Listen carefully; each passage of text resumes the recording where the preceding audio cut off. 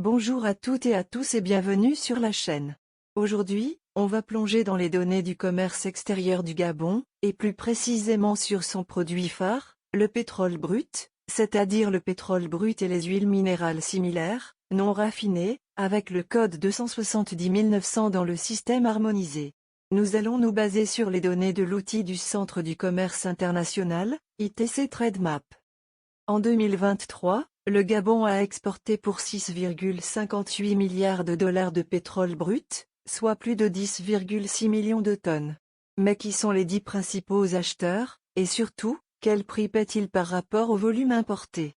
Numéro 1, la Chine.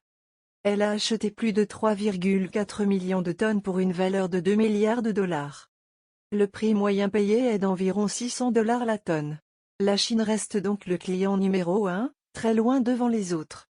Numéro 2, Israël. C'est un nouvel acteur qui a acheté plus d'1 million de tonnes pour environ 680 millions de dollars. Le prix est proche de celui de la Chine, autour de 610 dollars la tonne. Numéro 3, la Malaisie. Elle a importé près de 925 000 tonnes pour environ 606 millions de dollars. Le prix payé est plus élevé, autour de 655 dollars la tonne. Numéro 4, l'Indonésie.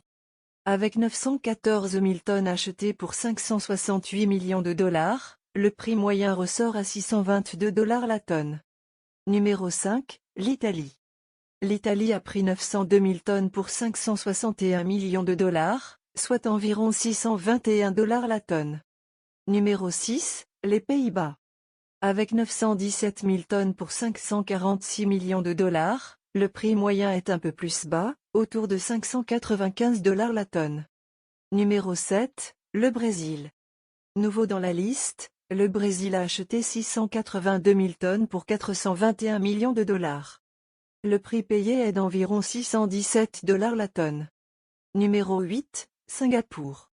Singapour a pris 249 000 tonnes pour 156 millions de dollars. Le prix moyen est de 627 dollars la tonne. Numéro 9, la France. Avec 215 000 tonnes achetées pour 145 millions de dollars, la France paie en moyenne 676 dollars la tonne. C'est l'un des prix les plus élevés parmi les grands acheteurs. Numéro 10, l'Allemagne. L'Allemagne a pris seulement 98 000 tonnes, mais pour une valeur de 122 millions de dollars. Cela fait un prix moyen exceptionnellement haut, autour de 1250 dollars la tonne.